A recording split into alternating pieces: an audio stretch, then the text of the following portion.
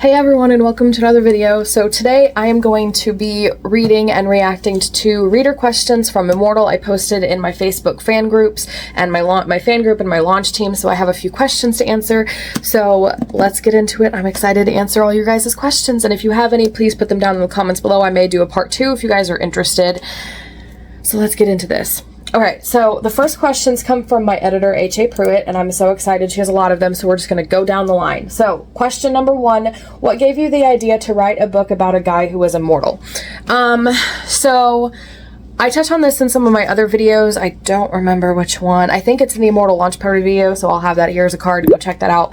But one of the main inspiration behind Immortal and the concept of the guy who lives through history was the book called Fallen by Lauren Kate, and in that they are fallen angels. I was into fallen angel romances after vampires. It was a whole thing. I may do a video about that topic on another day. But the basic premise was that the girl doesn't remember him and they love each other throughout all time in history. I don't remember if it's reincarnation or amnesia. I don't remember the plot line. It's been so long ago, I was young. But in that story, the basic premise is she's a teenager and she's a troubled teen, and she's going to a special school, boarding school for troubled teens, and she meets him there, eventually finds out about their past and that they've lived for a long time, they've loved each other for a long time, and eventually finds out about the fallen angel thing and this war going on and all the plot line stuff. But I remember when I read that, I was kind of disappointed because they only do a few flashbacks, and the ones that I remember, and maybe I'm remembering wrong, it has been a long time, but the ones that I do remember was Russia, and it was one thing, and my brain was you could do so much more with this.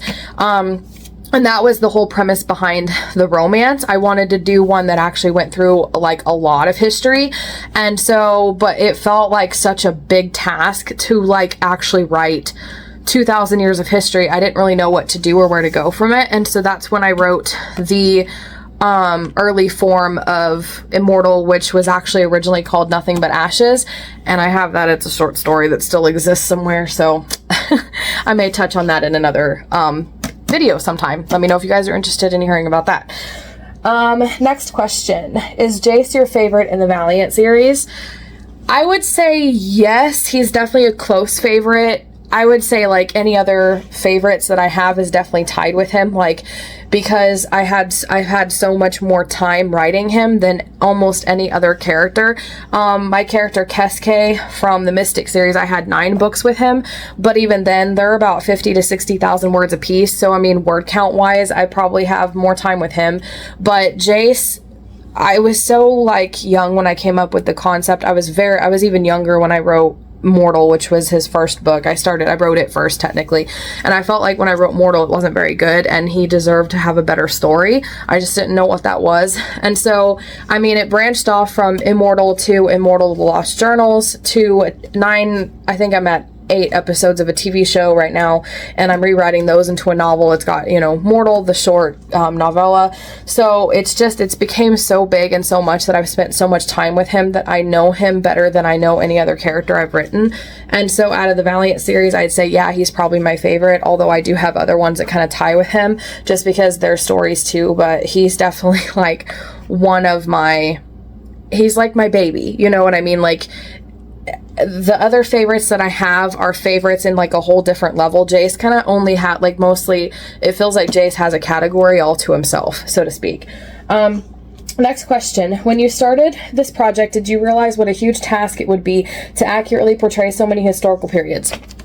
No, I severely underestimated it, and I kind of even the original version, Nothing But Ashes, I kind of just went off the top of my head what I knew, what I was interested in, and you'd be surprised, that one has Constantinople, and I think it has Turkey, and just random things that I took inspiration from books or movies or documentaries or things that I'd seen at the time, and I didn't really think it through. And then when I wrote, I turned Nothing But Ashes into the original version of Immortal, and I love history, so I research history for fun a lot of times, and so I researched it as I wrote it, but I didn't really understand the idea of fact checking. And I tell people when you write a book, it's important to just get the book out of your head, just get it onto the page, whether you're writing online or on a document, a computer, or whether you're handwriting. don't worry about making it perfect. Drafting is not meant to be perfect, and I went through this whole problem, so I've learned my lesson. The editing phase is where you fix all the mistakes, right? It's when you adjust it, you do all the developmental edits, you can change scenes, you can rewrite them, you can delete stuff, you can add things, you can change things up, you can add whole other chapters, you can add a whole nother half of the book if you want. Like, it's important to just get the initial story out of your head, and I've learned this over the years, so I'm actually pretty happy with how I did it, where I just basically used Wikipedia just as a basis for getting the story and getting the basic information. And then when I edited it with Eshe Pruitt, my editor, that's when the real fact checking comes in, where you use historical documentaries, you use books. I actually go over the books that I used for my research in this video here, so check that out. I'll have it as a card. That's when you go over details and go over details. I did that. I'm pretty sure I fact checked both times, and I've done various fact checking throughout when I did my own rounds before I sent it to my other editor, Eshe Pruitt. And of course, the first editor, Laura, she and I both went through it, and I did fact check it then too. So you do the history and the fact checking, and you double and triple and quadruple check your sources later. But when you're initially writing, like, it was a big undertaking. Like, I didn't think about the idea of, okay, what are the people wearing? What do they wear every day? What do they eat every day? You know, those are some of the things that you're going to need to know. And if you're in a fantasy world, you can just make that up. Okay, they wear silk, and then they eat, you know, dragon meat, and they cook it over a fire with this special, like, fire flakes from the Fey lands. You can just make up crap, okay? And it typically works in a fantasy. But this is real life, so you have to actually figure out what they really ate. Like, I had one issue when I was editing where it was like, in Egypt, I wanted to add a scene where they were at a horse stables. That's fine for medieval times, but did they have horses in ancient Egypt? What did the horse stables look like? Did they keep the horses? And I did research, and it found out that they didn't keep them personally at their places. They had like a public stable for the horses, and they actually weren't used for riding at that time. They only used to, like, pull chariots and stuff. So I would have written the wrong scene, because I would have had, oh, you know, this is my favorite horse, and I like to ride this horse, and, you know, just a typical stable scene. But the reality is that ancient Egypt, they didn't ride the horses. And I had to check that. You know, you have to check every little thing. And so I severely underestimated it when I was writing, but I feel like I didn't feel it so much when I was writing. I probably felt it a little bit, like I said, figuring out what color were their outfits, what did they wear. I remember trying to figure out what the Egyptians wore, figuring out that they wore linen and stuff was a big deal. The weapons and all that stuff. But I feel like I felt it a lot more when I was editing, because especially round one, I was fact checking. I mean, like, if I used, like, another issue that I had was I used the word meal hall to refer to where the gladiators ate their food. And that's what the textbook said. But the word meal hall wasn't invented until whenever. It was like medieval times. It was way after, that time period, so I can't use the word meal hall, and I had to figure out what they called it and get the Latin translation. And so, like, yeah, I severely underestimated how difficult that task would be. These are some great questions. Next question. Did you ever get intimidated or overwhelmed by it all, or did you love the research? I love researching for the most part, unless you're doing it for hours and hours and hours and hours, and then, like, my brain needs a break.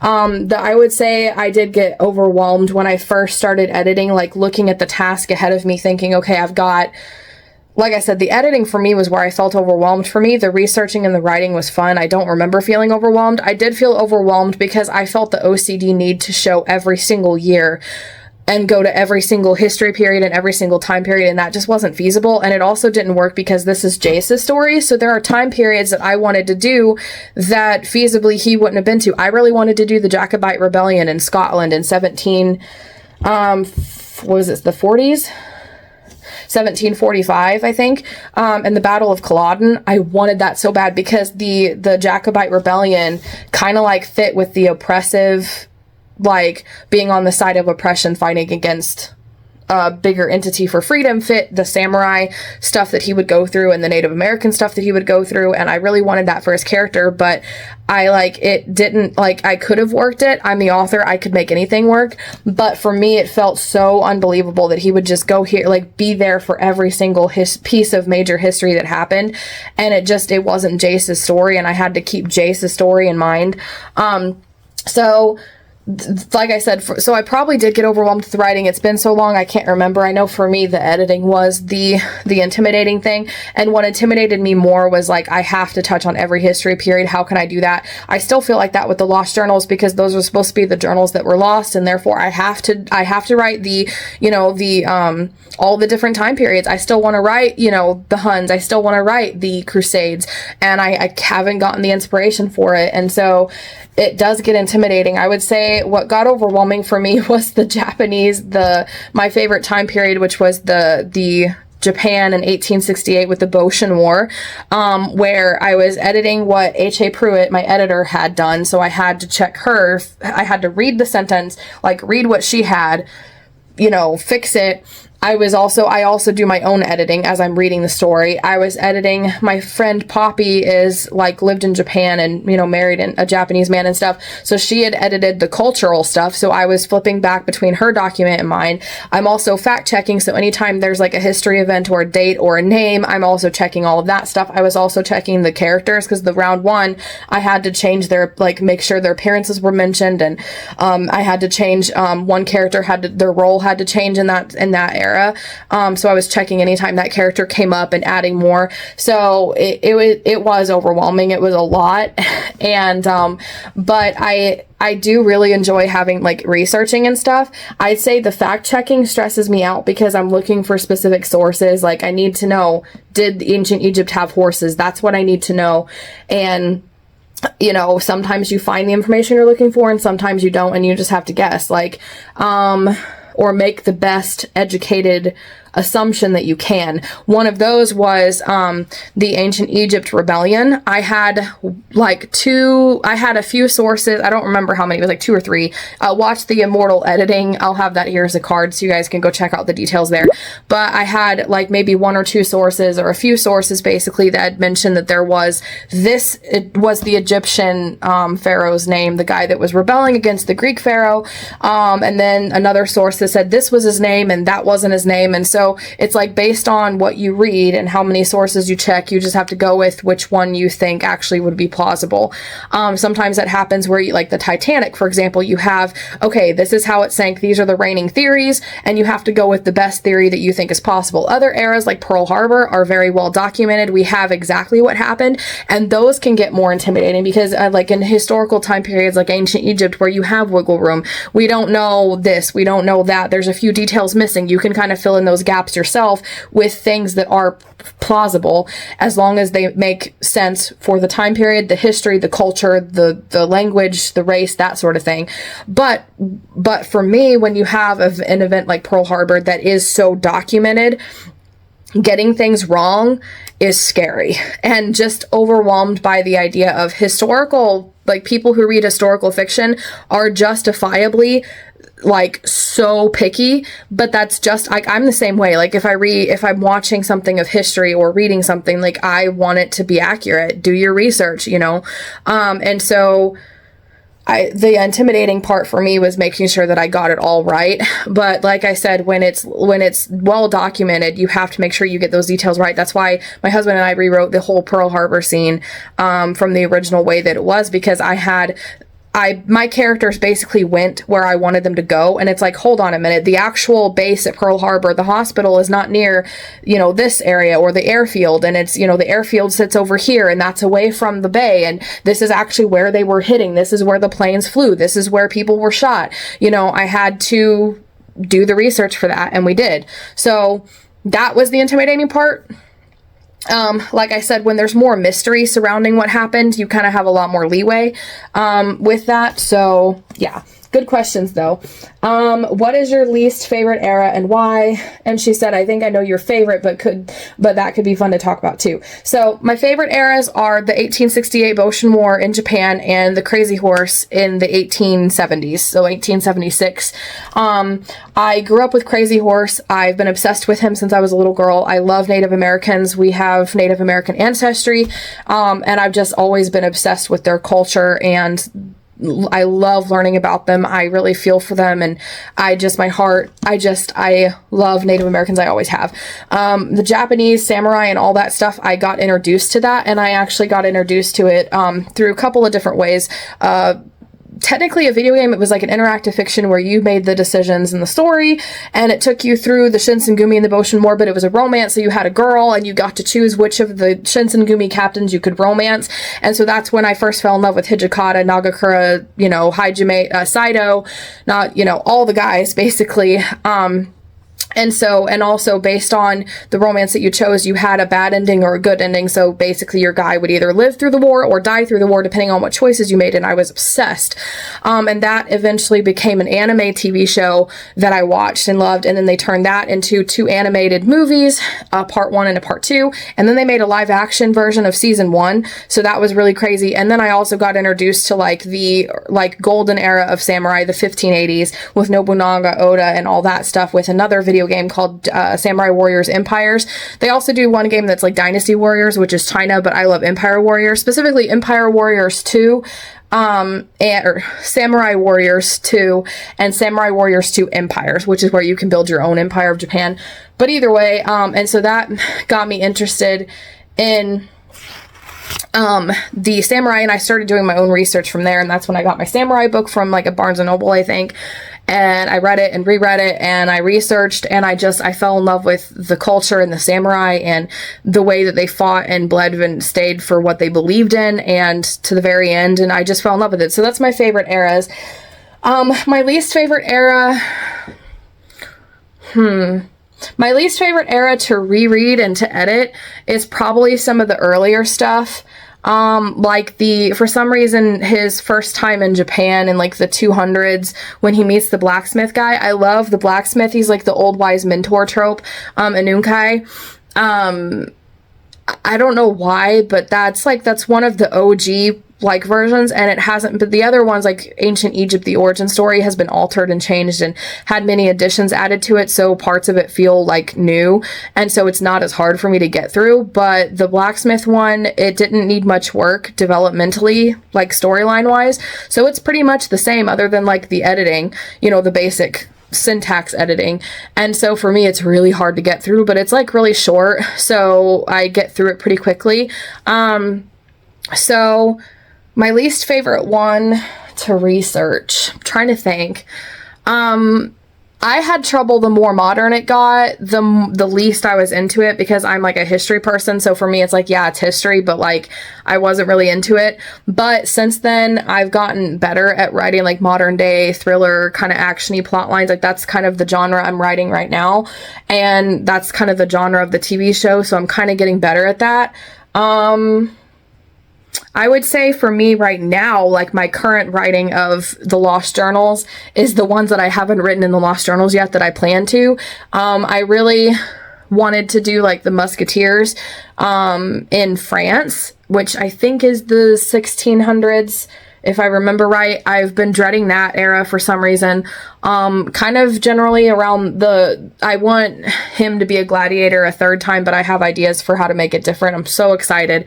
And that kind of leading into the fall of Rome, and that kind of stuff. And then what was the other one? The Crusades. I don't know why I'm dreading the Crusades. I feel like it's just a lot to take on. And so I've been dreading those as well.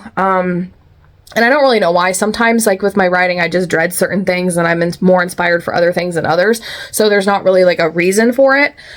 So yeah, those are really, really good questions. All right, next we have more questions. So, what is your favorite part of writing it? Also shout out to my editor, Eshe Pruitt, and my mom, Rhonda Rail, who asked me the questions.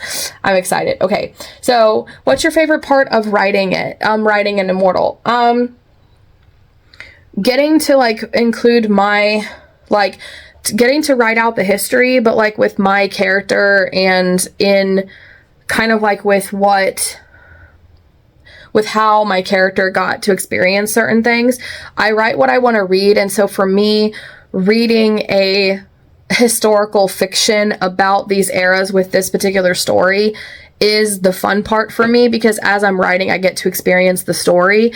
And now I've edited it and read it so many times that I'll have to take a few years before I come back to it and get to read it to experience it in a fun way. But I just love getting to read a story like this, because this is exactly the story that I want to read.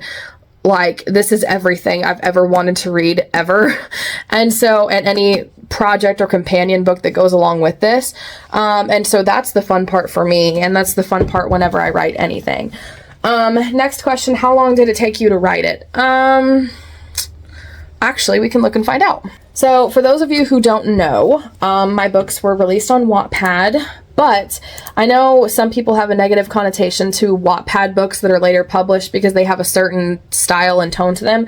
My books are not like that. I never fit into any boxes, not even when I'm publishing. And my books are well edited and I've worked really hard. So my books are not like Wattpad books, but they did get Wattpad famous.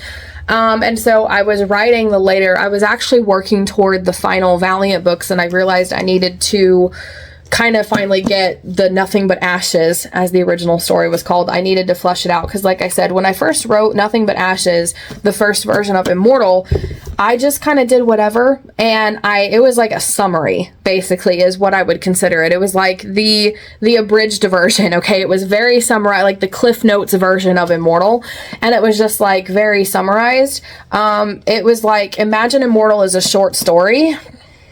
That's what Nothing But Ashes is. And I'm going, okay, I know his backstory. I know what happens. I know that he ends up with this ancient Egyptian sorcerer who curses him and hates him, and he falls in love with his woman over and over again. I know they meet throughout eras. I know some of what eras they're going to meet and fall in love in and how those end and how that happens, but I don't know specifics. I need to write his book. It's 2016 and the Waddy Awards were happening and they wanted something new and innovative. So that's when I was like, what if an archaeologist finds his journals and I actually write the story like his journals? Because the other books are all written in first person from the characters' perspectives, leading into kind of the Chosen and the Valiant series and all that stuff. And some of them are written in third person. Most of them are from first person. So I was like, what if I just do something different? Just change things up in the series. And so that's when I got the journal idea. And so I started writing it. And so it was like summer of 2016 is when I started working on it, I think. And that's when I posted the first chapter. So that indicates to me that that's around the time I was actually starting to write it, because I was posting a little bit behind where I was actually writing, I'm pretty sure. And so the last entry, because I called them entries, was posted November. So it was like summer. It was, I would say, mostly the year of 2016 is when I was writing it. So it probably took me, I don't know how long it took me, but it took me several months, if not a year, like less than a year probably, to write, like Immortal, the actual original version of Immortal. Nothing But Ashes took me, I don't remember how long it took me, but I wouldn't say more than a couple, like a week or two, maybe even less than that. So what inspired you to write it? Good question. Already kind of answered that, but like I said, Fallen by Lauren Kate. They were fallen angels. I can't remember if it was like reincarnation or amnesia or whatever, but it was like teenagers in this boarding school for troubled kids, and she meets a bunch of characters, including the main guy, who becomes her romance, and then she finds out that they're fallen angels in this war, and that I think something happened to her, and she like lost her fallen angel powers or whatever was going on with that, and forgot the history that she has of like falling in love with him over and over and over again. And I think it was something, now that I'm thinking, the more I talk about it, the more I'm thinking it had something to do with like the law among fallen angels, and something to do with maybe they broke it or something happened and she got in trouble. Essentially, like, obviously it's more mature than that, but it was like a punishment. And so she loses her powers, falls in love with him over and over again throughout the eras, and they can't be together for whatever reason. And it's just like, we had like maybe one scene from Russia and some sort of Russian history thing. I don't even remember. I think it mentioned that she was a nurse in World War II. And that was it. Like, maybe I'm thinking wrong. Maybe it was a Russian war, but it was something to that effect. And I was like, you could do so much more with this. There's so much history. I mean, we could go to ancient Japan. We can go to ancient China. We can go to ancient Egypt. We could go to Rome. We could go through the Revolutionary War. He could meet Crazy Horse. He could become a samurai in Japan. And I was just like so excited to just do all these history. And like, even now, like the Lost Journals, like they're like, oh my God, he can go with Lewis and Clark and he can meet Napoleon, and oh my gosh, he can meet Jesus. And I'm just like, it's just so exciting to do. So that was the inspiration behind it. I felt like the way that I wanted to read the story, I knew that I could do it in a way that would intrigue me more than the way that it was done in that book. And there's nothing against Fallen by Lauren Kate. Like, it became a really popular series. I think they made a movie out of it. Maybe I'll react to scenes from it or something, because I forgot all about it.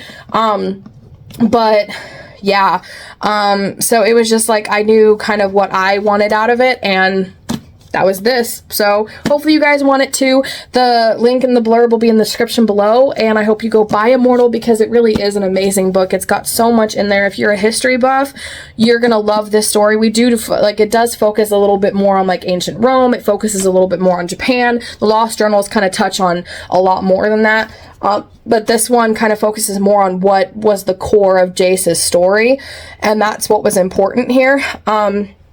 But it has a little bit of everything. If you're more of an action like reader, there's a lot of battles, there's a lot of action sequences, there's a lot of war, there's especially like battles that actually did happen in real history, like the battle of the Little Bighorn River in 1876. We've got Pearl Harbor, the attack from Japan, and you know, so there's real battles in this.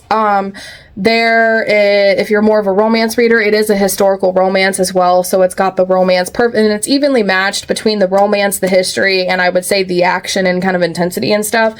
And it's got a really no spice. It's very clean romance. If you guys are like, you want to like enjoy romance, or maybe you hate it because there's spice and it's always because, oh, this person looks that way and I like the way he looks, and it's like there's deep emotional weight, there's substance, the characters themselves, like there's a reason why they're in love, and it deals with a lot of different things. So it's a great book. Check it out. You will love it. I promise you. It's so good. It's so, so good. The blurb will be in the description below and the link to buy it. You can buy it from Amazon. You can buy it from like Barnes & Noble, Apple, all the other places, or you can buy it from me. The ebook is just $4.99, but the thing is, it's $4.99 everywhere, but if you buy it from me, I get all $4.99 to me, and I can put that back into my writing and publishing. Amazon and all those other places take a royalty, so I'll have a link to all of those in the description below. And if you liked this video, please be sure to give it a like and subscribe for more writing and reading videos every Monday, Wednesday, and Friday. And in the meantime, if you enjoyed my video answering reader questions about Immortal and want to know more, then check out my video of Immortal's launch party. There was a giveaway. I'm still actually giving time for that giveaway to happen. It's not too late for you guys to go on the video and do the giveaway and get some amazing prizes associated with this. So check it out. You don't want to miss it.